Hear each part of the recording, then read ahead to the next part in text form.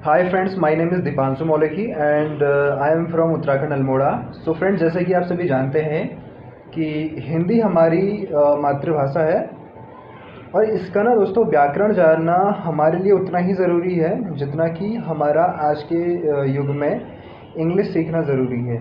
आजकल होता क्या है कि हम इंग्लिश की तरफ तो हम भाग रहे हैं। इंग्लिश सीखने के लिए हम जगह जगह पे कोचिंग सेंटर्स में जाते हैं, स्कूल्स में ट्राई करते हैं सीखने का, कई हम यूट्यूब चैनल ज्वाइन करते हैं, बट जो हिंदी होती है इसकी तरफ हम बिल्कुल भी ध्यान नहीं देते हैं। तो इस रीज़न को ध्यान में रखते हुए एक पहल हमारी तरफ से की जा रही है जिसमें हम आपको हिंदी व्याकरण से संबंधित कुछ बेसिक चीज़ें बताएंगे। तो प्लीज़ बताइएगा आप कि हमारे द्वारा दी गई छोटी सी इन्फॉर्मेशन आपको कैसी लगी। तो चलिए बढ़ते हैं अगली तरफ। इससे पहले मैं एक चीज़ आपको और बताना चाहूँगा कि हिंदी व्याकरण आपके लाइफ में तो काम आएगा, आपकी मातृभाषा है, आप एक हिंदुस्तानी हो, इसलिए तो आपको पढ़नी चाहिए। वरन जो ये आजकल बहुत सारे गवर्नमेंट एग्ज़ाम्स हो रहे हैं, उत्तराखंड पुलिस कांस्टेबल का हो रहा है, उत्तराखंड पुलिस में एसआई की एक पोस्ट के लिए उसके लिए हो रहा है। बाकी उत्तराखंड अधीनस्थ चयन सेवा आयोग में कई सारी पोस्ट निकलती हैं, उसमें उसका जो सिलेबस है उसमें आपको हिंदी व्याकरण पढ़ना ज़रूरी है। तो चलिए बढ़ते हैं वीडियो में आगे। और आप वीडियो को प्लीज़, आपसे एक रिक्वेस्ट है कि पूरा देखिएगा वीडियो को। दोस्तों, जैसा कि हमारा पहला अध्याय संधि और संधि विच्छेद है, तो इस अध्याय में हम समझेंगे कि संधि क्या होती है और संधि विच्छेद क्या होता है। जैसा कि आप लोग डेफिनेशन देख पा रहे हैं, दो वर्णों या ध्वनियों के संयोग से होने वाले विकार को संधि कहते हैं। ठीक है, संधि का मतलब है कि या तो आपके पास दो वर्ण होंगे या दो ध्वनियाँ होंगी, उनके आपस में मिलने से जो विकार उत्पन्न होता है उसी को हम संधि कहते हैं। तो डेफिनेशन पर ज़्यादा बात ना करते हुए आगे बढ़ते हैं और इनके जो प्रकार हैं, प्रकारों से हमें अच्छी तरीके से समझ आएगा कि संधि आखिर में होती क्या है। दोस्तों, अगर मेनली बात करें, हमारे पास 3 प्रकार की संधियाँ होती हैं, जिसमें जो पहला प्रकार होता है, पहला प्रकार आपका स्वर संधि का होता है। मैं कॉपी में आपको बताता हूँ।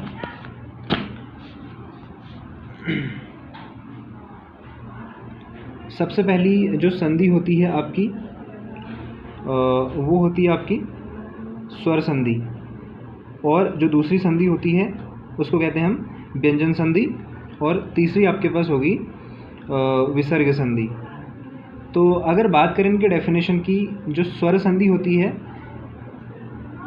वो दो स्वरों के मिलने से जो विकार, जैसे हमने कि संधि के डेफिनेशन में हमने पढ़ा था कि दो वर्ण होंगे या फिर दो ध्वनियाँ होंगी, तो उसी प्रकार यहाँ पे जो स्वर संधि है, स्वर संधि का मतलब है यहाँ पे दो स्वर होंगे। उसके बाद अगला जो हमारा प्रकार है वो है व्यंजन संधि। तो व्यंजन संधि की अगर बात करूँ तो व्यंजन संधि में जैसे हमारे स्वर संधि में दो स्वर थे, व्यंजन संधि में हमारे दो व्यंजन होंगे।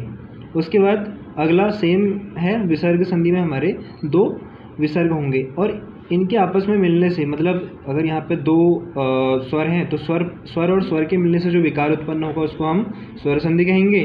व्यंजन और व्यंजन के मिलने से जो विकार उत्पन्न होगा उसको हम व्यंजन संधि कह देंगे। उसके बाद अगला विसर्ग संधि है, एक विसर्ग होगा दूसरा विसर्ग होगा, उन दोनों के मिलने से जो एक विकार उत्पन्न होगा जिसको हम संधि कहते हैं, उस संधि को हम क्या कहेंगे, विसर्ग संधि कहेंगे। आइए आज हम बात करेंगे स्वर संधि के बारे में। इसके जो टाइप होते हैं स्वर संधि के, इसके टाइपों के बारे में बात करेंगे, और एक एक दो एग्जाम्पल लेके हम देखेंगे कि आखिर स्वर संधि होती क्या है और इसके प्रकार क्या होते हैं। तो पहले प्रकार की तरफ बढ़ेंगे। पहले मैं आपको एक बार इसके प्रकार बता देता हूँ। तो उसमें सबसे पहले है दीर्घ संधि, उसके बाद जैसे कि आप देख पा रहे हैं, उसके बाद गुण संधि है, और उसके बाद दोस्तों जो अगला प्रकार होता है वो आपका वृद्धि संधि होती है, और अगला यण संधि है, और अयादि संधि है। दोस्तों, एक रिक्वेस्ट आपसे है कि अगर आपको इसी तरीके की वीडियो चाहिए तो प्लीज़ चैनल को आप सब्सक्राइब कीजिए, ताकि अगला वीडियो आते ही आपके पास एक नोटिफिकेशन पहुंचे और आप जल्दी से जल्दी उस वीडियो को देख पाएँ। तो वीडियो में आगे चलते हैं। बात करते हैं दीर्घ संधि की।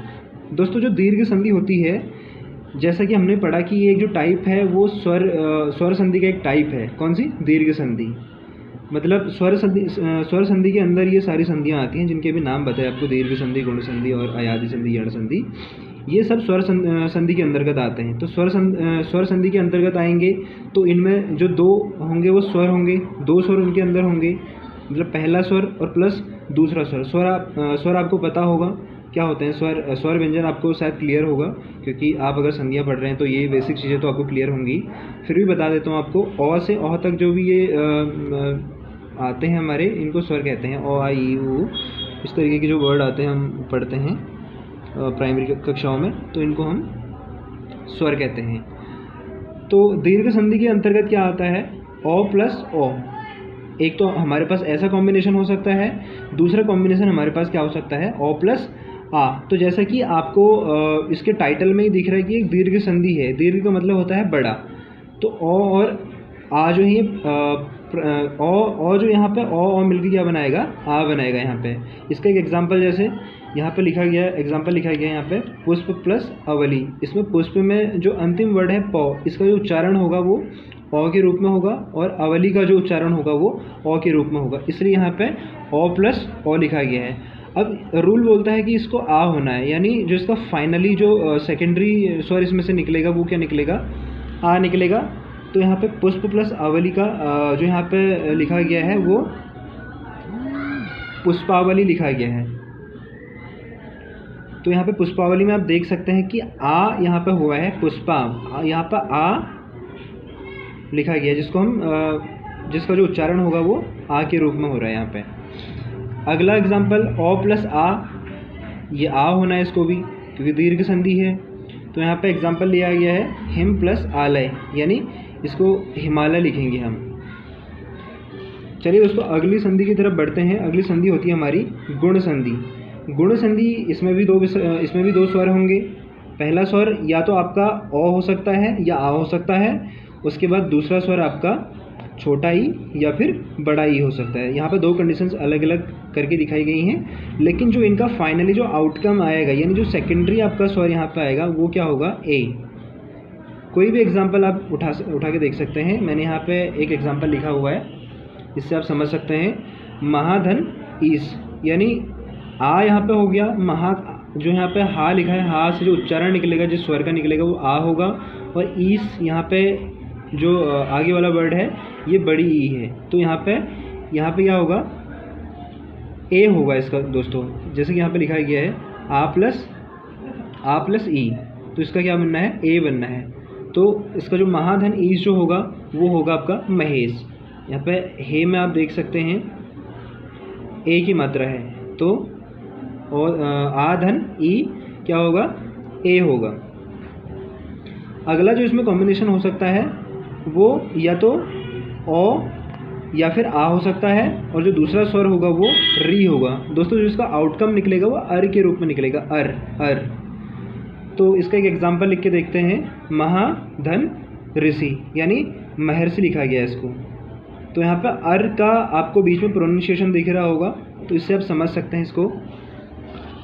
चलिए बढ़ते हैं अगली संधि की तरफ, जो कि अगली संधि है हमारी वृद्धि संधि। दोस्तों वृद्धि संधि में आते हैं, तो वृद्धि का मतलब आपको यहाँ पे दिखाई दे रहा है। वृद्धि का मतलब होता है यहाँ पे मतलब बढ़ना होता है किसी भी चीज़ का। अगर आप शुद्ध हिंदी, इतना मेरे को डीपली नॉलेज तो नहीं है, लेकिन वृद्धि जहाँ तक मैं समझ पा रहा हूँ, वृद्धि का मतलब बढ़ना होता है। तो अ यहाँ पे आपको जो कॉम्बिनेशन हो सकता है वो अ या आ के रूप में पहला स्वर हो सकता है, और जो दूसरा स्वर होगा वो ए या आई के रूप में हो सकता है। तो यहाँ पे इसको क्या होना है? फाइनली आई होना है। उसके बाद इसका एक एग्जांपल देख लेते पहले। पुत्रधन ऐषण लिखा है यहाँ पे, पुत्रधन ऐषण। तो इसको फाइनली क्या लिखा गया है? पुत्रेषण। यहाँ पे जो त्र है इसमें से ओ का साउंड निकल रहा है, जो कि यहाँ पे लिखा गया है ओ, और यहाँ पे जो ऐषण लिखा गया है, ऐषण में से ए का साउंड निकल रहा है। तो फाइनली इसको लिखा गया है पुत्रेषण, यानी जो त्रय है, त्रय में आई की मात्रा है। अगला जो कॉम्बिनेशन हो सकता है वो इस ओ की जगह या तो आ हो सकता है, और इस ए की जगह ओ या आउ हो सकता है। तो इसको फाइनली बनना है आपका आउ। इसका एग्जाम्पल, अगर हम इसके एग्जाम्पल की बात करें तो महाधन औषधि के रूप में लिखा गया है, इसको हमने महाऔषधि कहा है। तो यहाँ पे महा में जो हा है, हा में से आ का प्रोनाउंसिएशन, हा में से आ का साउंड आता है, और आउ में से औषधि में से आउ का साउंड आता है। तो फाइनली इसको आउ ही लिखना है, तो महाऔषधि हो जाएगा। उसके बाद अगर बात करें यण संधि की, यण संधि में जैसा आप देख पा रहे होंगे वीडियो में, ई प्लस ओ, इसको क्या होना है, य। इसमें हलंत है यो में, इसको आधा यो पढ़ा जाएगा। इसका एग्जाम्पल की अगर बात करें तो अति धन अल्प, अति धन अल्प, इसको फाइनली होना है अत्यल्प, अत्यल्प। आपको इसमें यो दिख रहा होगा, इसके आगे वाला वर्ण हमेशा आधा होगा आपका। उसके बाद अगला जो कॉम्बिनेशन होगा इसमें ऊ धन बड़ा ऊ है ये, और आ के रूप में होगा। ऐसा भी आपको कॉम्बिनेशन इस संधि के अंतर्गत देखने को मिल सकता है। इसका एग्जाम्पल वधु धन आगमन। तो इसका जो वर्ड फाइनली बना है वो है आपका वध्वागमन। इसमें आपको वो दिख रहा होगा, और इसके आगे वाला वर्ड भी आधा दिख रहा है। तो ये है आपकी यण संधि। अगली संधि की अगर बात करें तो वो है आपकी अयादि संधि। इसमें लिखा गया है कि यदि ए, आई, ओ, आओ के बाद कोई भी स्वर आता है तो ए का तो आई हो जाएगा, अगर आई के बाद कोई स्वर आता है तो उसका आय हो जाएगा, ओ के बाद आता है तो औ हो जाएगा, और अगर आउ के बाद आता है तो आ हो जाएगा। फॉर एग्जाम्पल अगर ए के बाद आया है तो यहाँ पे एक एग्जाम्पल लिखा गया है ने धन अयन, यानी कि नयन। तो यहाँ पे ए और ए के बाद अगर ओ आया बाई चांस तो यहाँ पे उसका आई हो गया, आई, नयन, नयन, आई, आई। इसमें से आई का साउंड आपको आप समझ सकते हैं साउंड को। उसके बाद ओ धन अवन, यानी ओ धन ओ के बाद ओ आया हुआ है तो यहाँ पे पवन, औ, जैसे कि यहाँ पे लिखा गया है कि अगर ओ के बाद कोई भी स्वर आता है तो उसका औ होगा। तो यहाँ पे पवन में औ का साउंड आपको आप समझ सकते हैं। तो ये थे दोस्तों हमारी स्वर संधि। अगर आप चाहते हैं कि इस प्रकार की वीडियो मैं और भी बनाऊं तो मैं अगली बार व्यंजन संधि पे वीडियो बनाऊंगा, आप कमेंट करिएगा। और फाइनली उसके बाद विसर्ग संधि पे भी वीडियो बनाई जाएगी, आप कमेंट करिएगा। अगर आपको ये वीडियो पसंद आई या इस वीडियो में जो भी चीज़ें बताई गई है थोड़ी बहुत भी समझ आई, क्योंकि दोस्त वीडियो बनाने का भी तभी फ़ायदा है क्योंकि इसमें बहुत मेहनत लगती है।